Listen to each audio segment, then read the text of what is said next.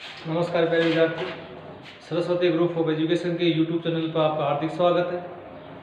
इससे पहले हमने राजस्थान बोर्ड कक्षा 8 का 5वीं प्रश्नावली का पहला क्वेश्चन पढ़ लिया था। आज हम क्वेश्चन 2 के बारे में बात करेंगे। अगर आपको वीडियो पसंद आए तो चैनल को सब्सक्राइब जरूर कीजिए, लाइक कीजिए और शेयर कीजिए। प्यारे विद्यार्थी, दूसरा क्वेश्चन देखते हैं। निकीलन सूत्र का उपयोग करके गुणा कीजिए। तो प्यारे विद्यार्थी, में आज जब निकीलन सूत्र का नाम आए तब आपको दिमाग में सबसे पहले एक बात याद रखनी है, आधार। क्या याद रखना है? आधार और उपादान। एक होता है आधार। आधार में से क्या माना जाता है? आधार माना जाता है 1 या फिर 10 या फिर 100 या फिर 1000 या फिर 10,000 या फिर लाख या फिर 10 लाख या 1 करोड़। आपको आधार ये मानना है। अगर संख्या 90 से छोटी है तो आधार आपको क्या लेना है? 10। अगर संख्या 90 से बड़ी है तो आधार आपको क्या लेना है? 100। समझ में आ गया? संख्या 1 से लेके 90 के बीच में है तो आधार क्या लेना है? आपको 10 लेना है। अगर संख्या 90 से बड़ी है तो आधार क्या लेना है? 100 लेना है। संख्या अगर 1000 के पास है तो आधार क्या लेना है? 1000 लेना है। अगर संख्या 10,000 के पास है तो आधार क्या लेना है? 10,000 लेना है। एक शब्द आता है उपाधार। क्या आता है? आधार का क्या बनता है? उपाधार। क्या बनता है? उपाधार। उपाधार कैसे निकाला जाता है? वो भी आधार के ऊपर ही निकाला जाता है। जैसे संख्या ये आ गई 22। क्या आ गई? 22। तो पहले विद्यार्थी, अगर हम आधार 10 लेते हैं तो 10 से 22 थोड़ा बड़ा रह जाता है। क्या रहता है? बड़ा होता है। इसलिए हम आधार तो यहाँ क्या लेंगे? आधार तो हमारा क्या रहेगा? 10 ही रहेगा। लेकिन जो उपाधार अंक है, उपाधार अंक, हम उपाधार अंक लेते हैं कि 10 के इस 22 के पास में कौन सी संख्या आएगी? 20। तो हम यहाँ क्या लेते हैं? 2। भाई 10 को 2 से गुणा क्या हो जाएगा? 20 हो जाएगा। इसलिए 10 को 2 से गुणा क्या आ गया? 20। ये 20 क्या आ गया? आपका उपाधार आ गया। क्या आ गया है? उपाधार। समझ में आ गया? 22 है तो 22 किसके पास में है? 10 के पास, 20 के पास में है। आधार तो आपका क्या है? 10 है। 10 को 20 करने के लिए कितने से गुणा करना पड़ेगा? 2 से। आप जिससे गुणा करोगे ना वो क्या कहेगा? उपाधार अंक। और जो गुणनफल आएगा वो क्या कहलाएगा? उपाधार। फॉर एग्जांपल जैसे क्या है? 55। 55 किसके पास में है? 50 के पास में। तो आप आधार तो क्या लेंगे? आधार तो आपको 10 ही लेना है क्योंकि संख्या 90 से छोटी है। आधार तो कितना आ गया? 10। लेकिन है किसके पास में? 50 के पास में। तो 10 को 50 करने के लिए कितने से गुणा करना पड़ेगा? तो ये आपका उपाधार अंक कितने से गुणा करना पड़ेगा भाई? 5 से। 5 से गुणा करते क्या बन जाएगा? 50। ये 50 क्या कहलाएगा? उपाधार। समझ में आ गया? नहीं समझ में आया तो और देखिए, जैसे हमारे पास में संख्या दे रखी है 34। क्या दे रखी है? तो आपका आधार तो क्या रहेगा अभी? आधार तो हमेशा कितना रहेगा? 10। अब एक बात बताओ, 34 है, 21 के पास में है, 30 के पास में, तो 10 को कितने से गुणा करें 30 बन जाए? 3 से। किससे गुणा करें? तो ये तो 3 लिखा है ना आपने, ये 3 क्या कहलाएगा? उपाधार अंक। क्या कहलाएगा? और इनका जो गुणनफल आएगा, इनकी 30 जो गुणनफल आएगा वो क्या कहलाएगा? उपाधार। क्या कहलाएगा? उपाधार। समझ में आ गया? समझ में आ गया? उसके बाद में एक शब्द आता है विचलन। क्या आता है? विचलन। विचलन क्या होता है? विचलन जो निकाला जाता है वो किस प्रकार से निकाला जाता है? आपको जो संख्या दी जाएगी उस संख्या में से आपको माइनस करना है। क्या माइनस करना है? आधार। आधार नहीं है तो क्या माइनस करेंगे? उपाधार। समझ में आ गया? अगर आधार काम में लेंगे तो आधार माइनस कर देंगे, अगर उपाधार काम में लेंगे तो उपाधार को माइनस कर देंगे। संख्या में से आधार या उपाधार घटाएंगे तब क्या आ जाएगा? विचलन। ये विचलन निकालने का सूत्र है। कब है? जब निकीलन सूत्र का नाम आ जाए तब आपके दिमाग में सारी बातें होनी चाहिए, आधार, उपाधार और विचलन। समझ में आया? अब जैसे जैसे हम सवाल पढ़ेंगे वैसे वैसे आपको और अच्छी तरीके समझ में आ जाएगा। इसका पहला सवाल देखते हैं। तो पहला सवाल देखते हैं, 48 को गुणा करना है किससे? 51 से। हमें क्या क्या चाहिए? पहले इसका चाहिए क्या, आधार। तो आधार तो क्या है, 90 से छोटी है ना, आधार तो कितना आ गया 10। अब क्या निकालना आपको, उपाधार अंक, उपाधार अंक। अब एक बात बताओ, ये दोनों 48 और 51 कौन सी संख्या के पास में है, 50 के पास में है। तो इसलिए आपको 10 को कितने से गुणा करें जिससे 50 बन जाए, आपको गुणा करना पड़ेगा किससे, 5 से। 10 को 5 से गुणा करते क्या बन जाएगा 50। ये क्या आ गया आपको, उपाधार अंक ये तो। और जो 50 आया ना, इस 50 को कहेंगे उपाधार, क्या कहेंगे, तो आधार तो कितना आ गया 10 और उपाधार अंक कितना आ गया 5 और उपाधार संख्या कितनी आ गई 50। अब निकालते हैं विचलन। क्या निकालते हैं, विचलन कैसे निकालते हैं, संख्या में से आपको क्या घटाना है, आधार या उपाधार। तो किसके पास में, 50 के पास में है ना, तो आपको 50 घटाना पड़ेगा। 50 को क्या बोलते हैं, उपाधार। तो लिखेंगे यहाँ उपाधार। संख्या में से उपाधार को घटाते क्या बच जाएगा, विचलन बच जाएगा। पहली संख्या कितनी है 48, 48 में से क्या घटाना है, उपाधार। उपाधार कितना है अभी 50, यहाँ 50 घटाएंगे।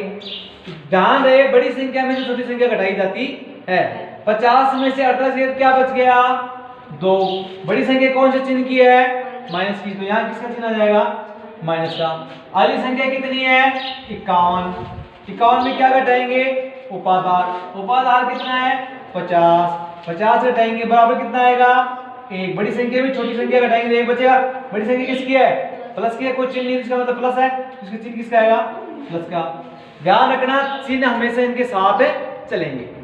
सवाल हल करते हैं। पहली संख्या कितनी है 48 को किससे गुणा करना है 51 से। इन दोनों को क्या लिखेंगे, विचलन। क्या लिखेंगे, 48 का विचलन कितना है -2, चिन्ह साथ में लाना है। 51 का विचलन कितना है प्लस का 1। समझ में आ गया। अगर आपने यहाँ उपाधार अंक को काम में लिया है तो यहाँ क्या लिखेंगे, यहाँ लिखेंगे उपाधार अंक। क्या लिखेंगे, सूत्र चलता है उपाधार अंक। क्या होता है, उपाधार अंक।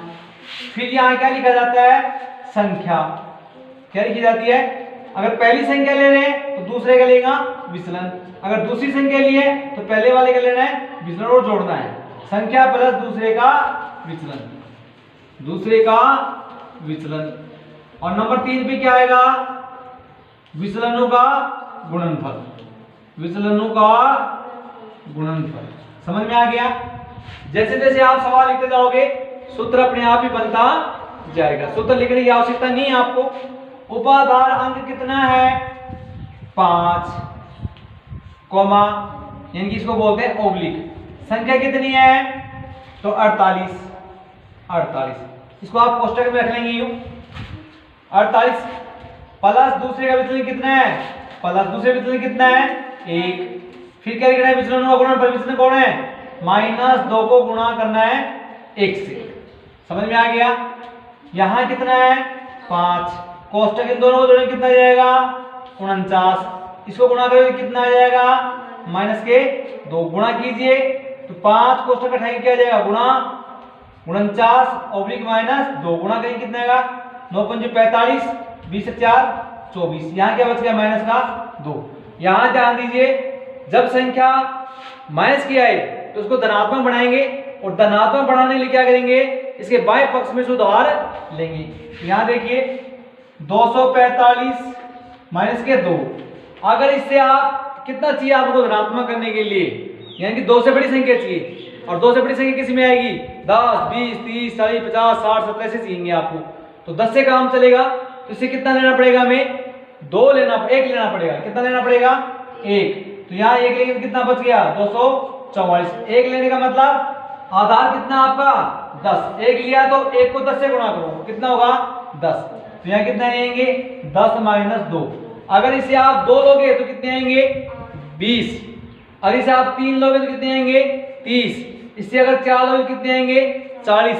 अगर आधार 100 का होता तो 1 लेने का मतलब 100, 2 लेंगे तो 200 का, 3 लेंगे तो 300 का, 4 लेंगे तो 400 का। अगर आपने आधार 1000 माना है और इससे 1 लेंगे तो इसका मतलब यहाँ कितना आएगा 1000 आएगा। आगे देखिए 244, 10 में से 2 के कितने बच गए 8।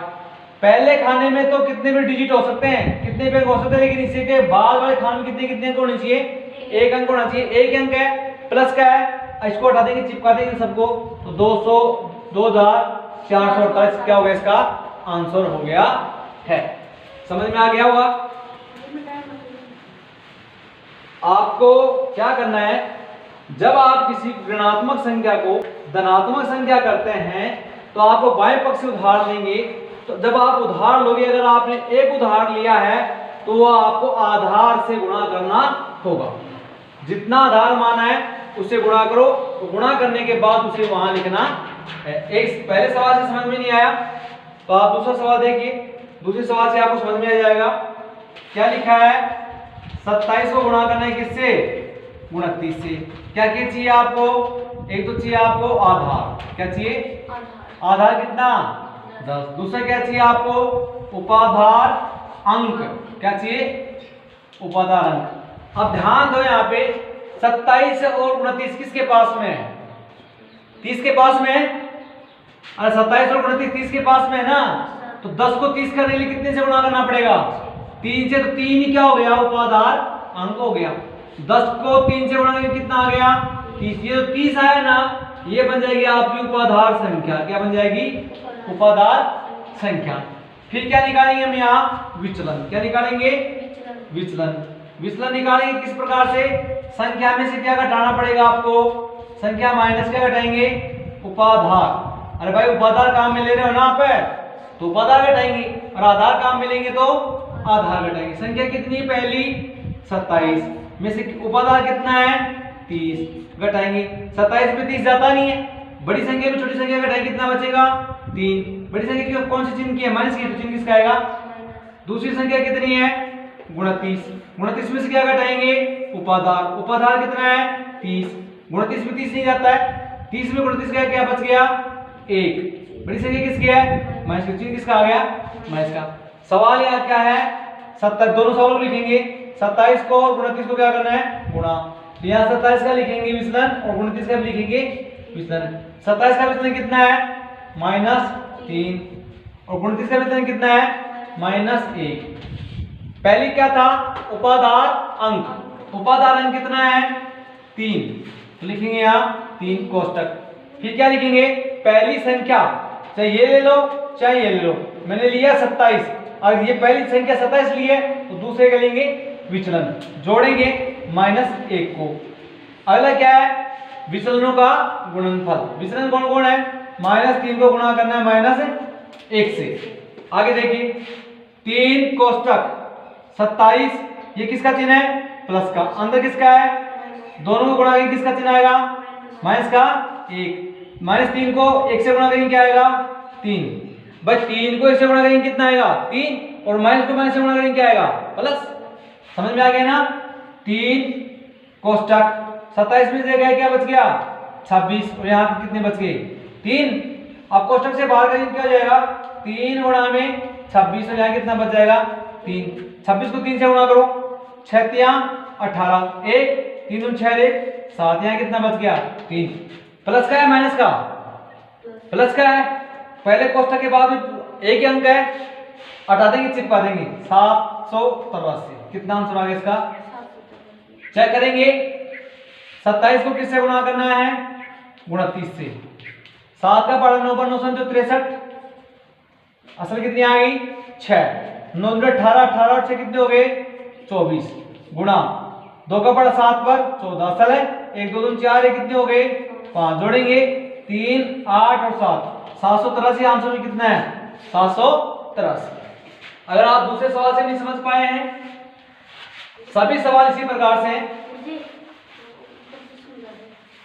सवाल नंबर नेक्स्ट देखिए, एक सवाल समझ में आ गया तो उसके सभी सवाल समझ में आ जाएंगे। तीसरा सवाल देखो, तीसरे से समझ में आ जाएगा। तीसरा सवाल है 36 को गुणा करना है किससे 34। सबसे पहले क्या निकालोगे आधार, क्या निकालोगे आधार कितना है 10। अरे दोनों संख्या 90 से छोटी है ना, तो आधार कितना आएगा 10। उसके बाद क्या आएगा उपाधार। उपाधार अंक कितना आएगा, ये दोनों संख्या किसके पास में है 30 के पास में है ना, तो आपको इनकी उपाधार कितना लेना चाहिए, इस 10 को कितने से गुणा करें 30 बने 3 से, तो उपाधार अंक कितना आ गया 3। कितना आ गया है 3, गुणा करें कितना आ गया 30। ये 30 क्या कहलाएगा उपाधार संख्या, क्या कहलाएगा समझ में आ गया। उपाधार से क्या निकालेंगे विचलन। विचलन का सूत्र क्या होता है, संख्या में से क्या घटाना पड़ेगा आपको, आधार नहीं घटाना है क्योंकि हम कौन सा काम में ले रहे हैं उपाधार, तो लिखेंगे उपाधार। क्या निकालेंगे उपाधार, करते क्या आ जाएगा विचलन। संख्या कितनी है 36 माइनस उपाधार कितना है 30। 36 में 30 घटाए क्या बच गया 6, प्लस का माइनस का प्लस का, बड़ी संख्या प्लस की है तो प्लस का बचेगा। उसके बाद दूसरी संख्या कितनी है 34। 34 में से क्या घटाएंगे उपाधार, 34 में उपाधार लेंगे, 34 में से 30 घटाए क्या बच गया 4, किसका बचेगा प्लस का, एक संख्या बड़ी किसकी है प्लस की। सवाल लिखेंगे यहाँ पे 34 को किससे गुणा करना है 36 को गुणा करना है 34 से। 36 के सामने 36 का लिखेंगे विचलन, 36 का विचलन कितना है +4 +6, 34 का विचलन कितना है +4। समझ में आ गया।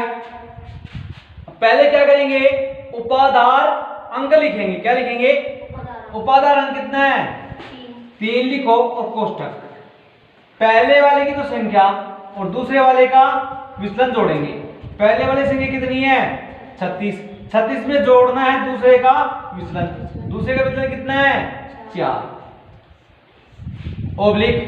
आप करेंगे दोनों विचलनों का गुणनफल, पहला विचलन 6 गुणा दूसरा विचलन 4। समझ में आ गया।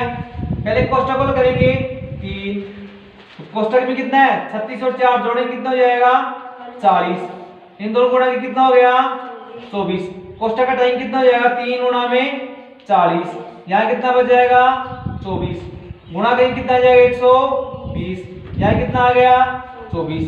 पहले खाने में कितने भी अंक हो लेकिन अगले खाने में कितने अंक होने चाहिए 1, क्यों क्योंकि आपके आधार में 0 कितना है 1। आधार में अगर 2 0 होते हैं तो प्रत्येक खाने में पहले वाले में कितने हो, बचे हुए खाने में कितने कितने होने चाहिए 2।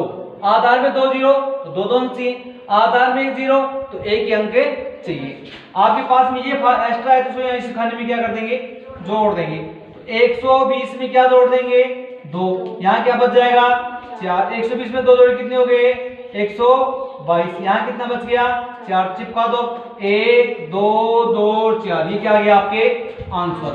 गुणा करके देखो एक बार 36 को किससे गुणा करना है 34 से, 6 चौका 24, शेष का 2, 4 3 12 12 2 14, गुणा 3 का बड़ा 6 बार 36 18, असल की 1 9 1 10, जोड़ेंगे तो 4 8 4 12 2 असल की 1 1 1 2 1 1, कितना है 1224, यहाँ भी क्या आ रहा है 1224। समझ में आ गया।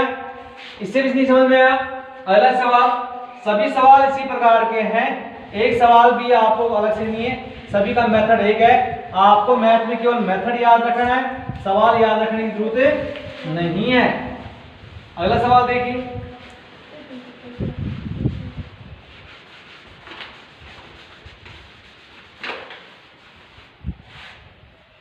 इसी में अगला सवाल है 18 को गुणा करना है 21 से। 18 को किससे गुणा करना है, सबसे पहले क्या देखोगे आधार, दोनों संख्या किससे छोटी है 90 से छोटी है, तो आधार कितना आएगा 10।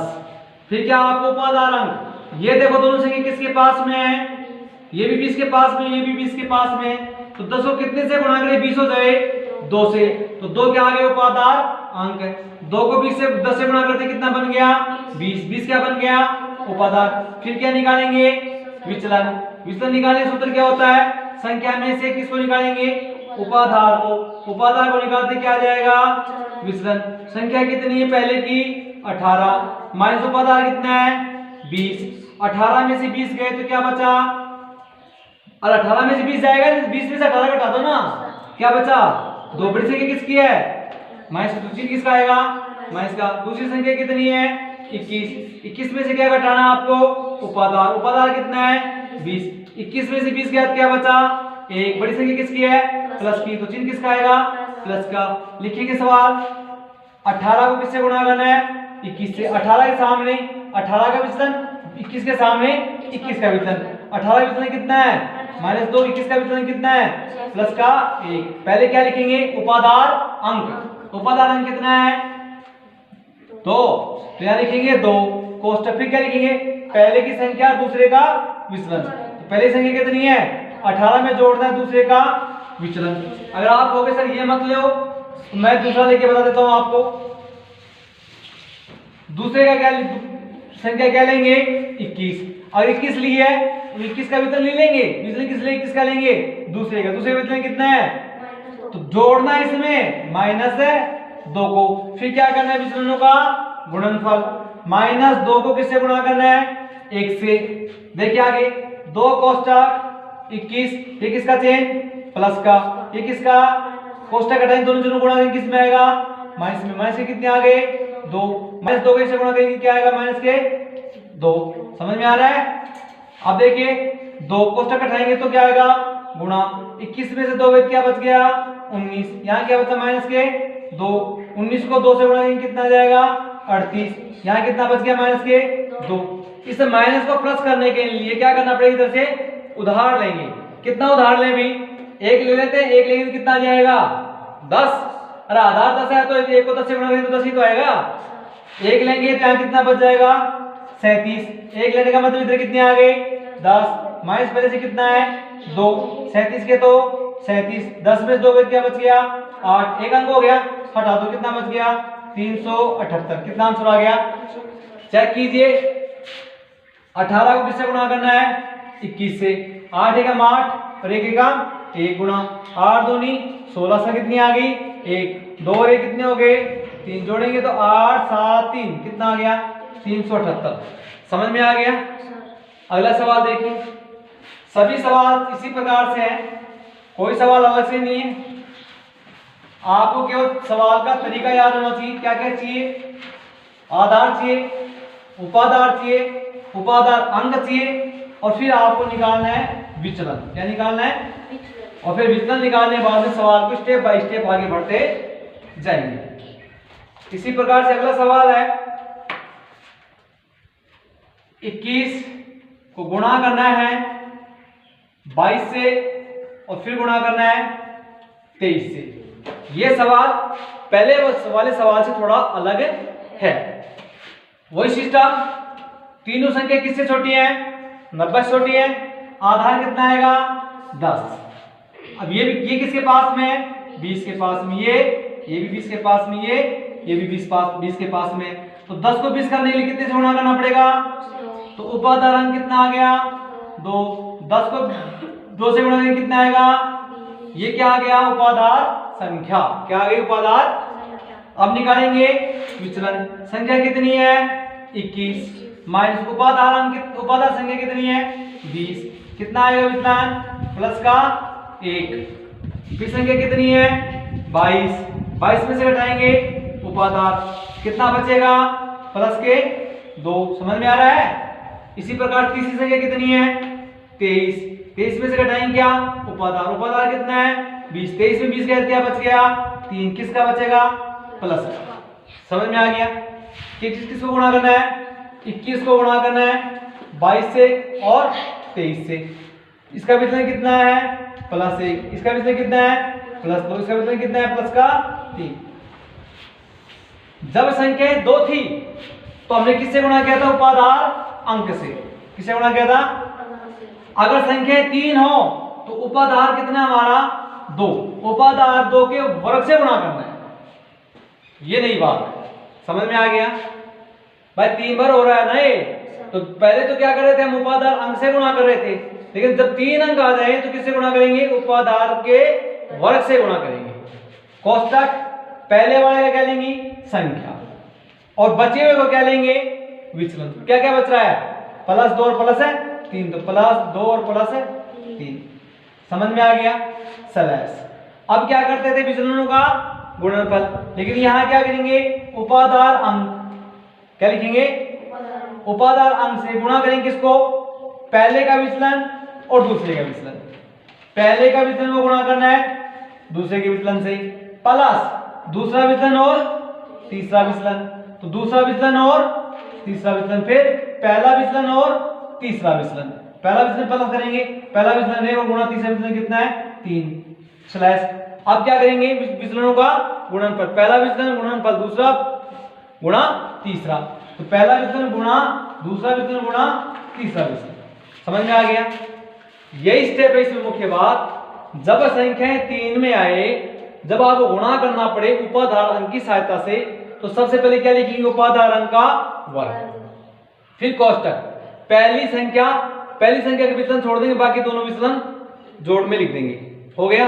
फिर लगाएंगे ओब्लिक, फिर उपाधार वर्ग किया था यहाँ पे, फिर करेंगे उपाधार अंक, क्या लिखेंगे उपाधार अंक, फिर लगाएंगे कोष्टक, फिर पहला उपाधार गुणा में दूसरा उपाधार, तो पहला उपाधार गुणा में दूसरा उपाधार, फिर लगाएंगे प्लस, फिर दूसरा विचलन गुणा में तीसरा विचलन, दूसरा विचलन गुणा में तीसरा विचलन, फिर क्या लगाएंगे प्लस, फिर पहला विचलन गुणा में तीसरा विचलन, लिख दिया, फिर लगाएंगे स्लैश, फिर तीनों को गुणा करेंगे, पहला विचलन गुणा दूसरा विचलन गुणा तीसरा विचलन।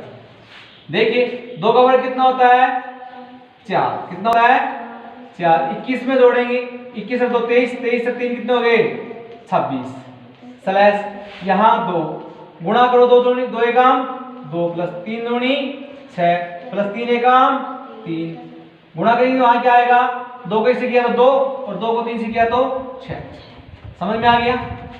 अब कोष्टक हटाएंगे क्या आएगा 4 गुणा में 26, यहाँ 2 गुणा में इनको जोड़ लो, कितने हो गए 6 3 और 2 11 गुणा 11, यहाँ कितना बच गया 6, गुणा करो 6 चौका 24, 8 और 2 10, 11 दूनी 22, तो यहाँ कितना आ गया 6। वही नियम पहले वाले खाने में कितने में आई, बाकी बचे हुए खाने में कितना अंक आना चाहिए, क्यों? क्योंकि आपके आधार में शून्य कितना है 1, तो पहले तो क्या लिख देंगे 6, इसका पहले कितना 2 बच गया, इस 2 को यहाँ लाके जोड़ देंगे, कितना हो जाएगा 106 या 500। समझ में आ गया? समझ में आया? इस सवाल समझ में नहीं आया, अगला सवाल देखो। सभी सवाल आपके इसी प्रकार से होने वाले हैं। ये 3 अंकों वाला था, 2 अंकों वाला आपको अच्छी तरीके समझ में आ गया, 3 वाले अंकों में बस इतना सा काम बचा है। अभी जो पहले उपाधार अंक लिखते थे वहां उपाधार अंक के वर्ग से गुणा करना है, और मध्य खंड को उपाधार अंक कैसे ही गुणा करना है। उसमें तीनों विचलन लिखने हैं, पहला विचलन गुणा दूसरा विचलन प्लस दूसरा विचलन गुणा तीसरा विचलन प्लस तीसरा विचलन गुणा पहला विचलन, फिर लिखेंगे तीनों विचलनों का गुणनफल। देखते हैं अगला सवाल। अगला सवाल है 31 को गुणा करना है 28 और 27 से। सबसे पहले क्या निकालेंगे, इसका आधार। आधार कितना आएगा भाई, ये भी किसके पास, ये तीनों की तीनों है 90 से छोटी है, इसलिए आधार कितना आ गया इसका 10। उपाधार निकालेंगे अब, तो उपाधार अंक चाहिए पहले। अब ये तीनों संख्या किसके पास में है, 30 के पास में। किसके पास में, 30 के पास में। तो 10 को कितने से गुणा करें, 30 आए 3 से, तो ये 3 क्या आ गया उपाधार अंक, गुणा करेंगे तो कितना आ जाएगा 30। ये 30 क्या कहलाएगा, उपाधार संख्या। क्या कहलाएगा? अब क्या निकालेंगे इससे, विचलन। तो विचलन निकालने सूत्र क्या होता है, संख्या माइनस उपाधार। संख्या कितनी पहली 31 में से क्या घटाएंगे 30, क्या आ जाएगा प्लस का 1, फिर 28 में से क्या घटाएंगे 30, कितना आ जाएगा माइनस का 2, और माइनस का आएगा ना क्योंकि 30 बड़ा है और 28 छोटा है। फिर तीसरी संख्या कितनी है 27, उपाधार संख्या कितनी है 30, 27 में 30 आएगा नहीं, 30 में 27 के क्या बच गया, 3 बड़ी संख्या किसकी है, तो यहाँ करेंगे तीनों संख्याओं को गुणा करेंगे, तो 31 को 28 को और 27 को क्या करना है, गुणा करना है। गुणा करते हैं, इनके सामने इनका विचलन लिखेंगे, इसका विचलन प्लस का 1, इसका विचलन माइनस 2, इसका विचलन माइनस का 3। यहाँ से लिखेंगे 31 का विचलन प्लस 1, 28 का विचलन माइनस 2 और 27 का विचलन माइनस 3। गुणा करेंगे, 3 अंकों की संख्या है तो सबसे पहले उपादार अंक का वर्ग। उपादार अंक कितना है? 3, 3 का वर्ग। फिर यहाँ एक तो लेंगे संख्या और बचे हुए 2 लेंगे, इनके सामने वाले लेंगे विचलन। तो विचलन जोड़ना है, उनको जोड़ना है माइनस के 2 और जोड़ना है माइनस का 3। समझ में आ गया यहाँ तक? अब अगला खंड बनाएंगे, ओब्लिक लगाएंगे। तो यहाँ उपादार वर्ग क्या है, तो यहाँ लिखेंगे उपादार अंक। समझ में आ गया? अब पहला विचलन और दूसरे विचलन को गुणा करेंगे। पहला विचलन एक को गुणा करना है किससे? -2 से, फिर प्लस। दूसरा विचलन और तीसरा विचलन यानी कि -2 को गुणा करना है -3 से, प्लस। फिर पहला विचलन और तीसरा विचलन यानी कि 1 को गुणा करना है -3 से। कंप्लीट। अब अगला खंड क्या आएगा? तीनों विचलनों को गुणा करना है, यानी कि 1 को गुणा करना है -2 से और -2 को गुणा करना है -3 से। समझ में आ गया? यानी कि पहला विचलन गुणा दूसरा विचलन गुणा तीसरा विचलन -3। समझ में आ गया? अब 3 का वर्ग करेंगे, 3 का वर्ग कितना आता है? 9। अब यहां क्या है? 31 प्लस माइनस -2 प्लस माइनस -3। समझ में आ गया? फिर लगाएंगे ओब्लिक, फिर यहां 3 कोष्टक। 1 को -2 से गुणा किया तो -2 प्लस -3 को -2 को -3 से गुणा किया तो 3 दूनी 6, माइनस क्या हो जाएगा? प्लस। फिर जोड़ेंगे -3 को 1 से गुणा करके क्या आएगा? -3 ओब्लिक। 1 को 2 से गुणा किया -2 को -3 से गुणा किया तो क्या आएगा? +6। ठीक है? अब देखिए 9। अब ये देखो, ये 2 माइनस के, ये प्लस का है, तो दोनों कितने हो गए? माइनस के 5 हो गए। 31 में 5 क्या बच गया? 26। समझ में आ गया? फिर यहाँ 3, ये माइनस के 2 और ये माइनस के प्लस माइनस के 3 हो गए। तो माइनस के कितने हो गए? 5, प्लस का हो गया 6, तो 6 में से -5 घटाएंगे। समझ में आ रहा है? फिर क्या आएगा? 6 गुणा करेंगे। 9 को गुणा करना है किससे? 26 से, और 3 को किससे गुणा करना है? 6 में गया तो 5 गया तो 1 से, तो यहाँ कितना आ जाएगा? 6। गुणा कीजिए, 9 6 की 54, 5 बच गया, 9 दूनी 18, 5 कितने हो गए? 23। यहाँ 3 एकम 3, तो यहाँ 6 के 6। पहले खंड में कितने भी अक्षर हो, लेकिन बाद वाले में कितने अंक होने चाहिए? एक अंक होना चाहिए। एक क्या है तो लिखेंगे कितना? चिपका दो, 2 3 4 3 और 6। ये आपके क्या आ गए? आंसर। समझ में आ गया? नेक्स्ट सवाल देखते हैं। सभी सवाल आपको इसी प्रकार से हल करने हैं, कोई भी सवाल अलग से नहीं है।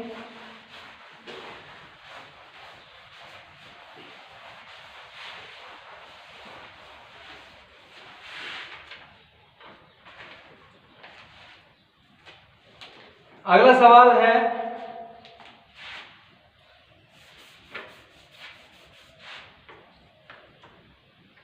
96 गुणा 97 गुणा 95। अब ये संख्या किससे बड़ी है? 90 से बड़ी है, तो आधार क्या आएगा? 100 आएगा। आधार क्या आएगा? 100। ये संख्या किसके पास में है? 100 के पास में ना, तो 100 के पास में है तो इसको उपादान क्या आएगा? 1। उपादान अंक 1 आएगा, और 1 को 100 से गुणा करते क्या बन जाएगा? 100। तो उपादान संख्या कितनी आ गई है? 100। समझ में आ गया? क्या निकालेंगे? विचलन। संख्या कितनी है? 96। उपादान संख्या कितनी है? 100। क्या बचेगा? माइनस के 4। संख्या कितनी है? 97। घटाएंगे उपादान, क्या बचेगा? माइनस के 3। संख्या कितनी है? 95। घटाएंगे उपादान, क्या बच जाएगा? माइनस के 5। या उपादान ना बोल तो आधार भी बोल सकते हो आप, वही बात है। अरे 100 ही तो है ये, और ये भी 100 ही है, तो आप इसको आधार भी बोल सकते हैं। उपादान ना बोल के इसको क्या बोल सकते हैं? आधार। कोई प्रॉब्लम है? लिखेंगे संख्या कितनी है? 96। 96 को किससे गुणा करना है? 97 से और 95 से। 96 का विचलन -4, 97 का विचलन -3, 95 का विचलन -5। कोई दिक्कत है? समझ में आ गया? अब यहाँ क्या लिखेंगे? उपाधार अंक। उपाधार अंक कितना है? तो एक लिखो और एक का एक वर्ग करो तो कितना आएगा? एक ही आएगा। कोष्ठक में आपको भी संख्या गुणा करें क्या आएगा? वही संख्या आने वाली है, वही आने वाली है ना। तो यहाँ उपाधार अंक लिखने की आवश्यकता नहीं है। समझ में आ गया? तो क्या हो गया? यहाँ पे लिखेंगे क्या? पहली संख्या 96 और इन दो का क्या लिखेंगे? विचलन -3 और -5। फिर क्या लिखेंगे? उपाधार अंक। उपाधार अंक कितना है? एक लिखेंगे, उससे आगे किसी संख्या गुणा करें तो वही आने वाली है, तो उपाधार अंक लिखने की आवश्यकता भी नहीं है। तो पहला विचलन गुणा में दूसरा विचलन, तो -4 गुणा में -3 प्लस तीसरा विचलन गुणा दूसरा विचलन गुणा में तीसरा विचलन। दूसरा विचलन क्या है? -3 गुणा में -5 प्लस फिर तीसरा विचलन गुणा में पहला विचलन, पहला विचलन गुणा में तीसरा विचलन क्या है? -4 गुणा में -5। फिर क्या करेंगे? पहला विचलन -4 गुणा में दूसरा विचलन -3 गुणा में तीसरा विचलन -5। हो गया? ये दोनों किस में है? माइनस में है। 96 दोनों माइनस कितने हो गए? 8। गुणा करेंगे 4 तिये 12, माइनस माइनस क्या हो गया? प्लस। 5 तिये 15, माइनस माइनस दोनों क्या हो गया? प्लस। 5 चौक 20 और माइनस माइनस क्या हो गया? प्लस। गुणा करेंगे 4 तिये 12 और 12 पंजू 60। ध्यान दे, माइनस को माइनस से गुणा किया प्लस, प्लस को माइनस से गुणा किया माइनस। समझ में आ गया? अब देखो 96 में से 8 क्या बच गए? 88। जोड़ो इन सबको, कितना हो गया? 12 और 15 27, 27 से 20 कितने हो गए? 47। यहाँ क्या आ गया? माइनस के 60। माइनस का 60 है, इसको प्लस बनाएंगे। प्लस बनाने के लिए इधर से क्या लेना पड़ेगा? आपको उधार लेना पड़ेगा।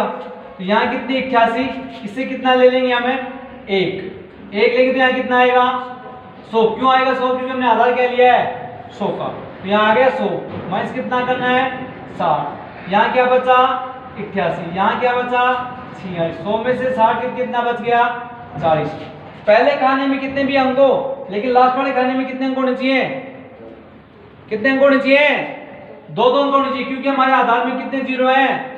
तो 2 अंक होने चाहिए। 2 ही हैं, हटा देंगे, सबको चिपका देंगे। 8 8 4 6 4 0। ये आपका क्या हो गया? आंसर। समझ में आ गया? इसी प्रकार से अगला सवाल देखो। सभी सवाल आपको इसी प्रकार से हल करने हैं।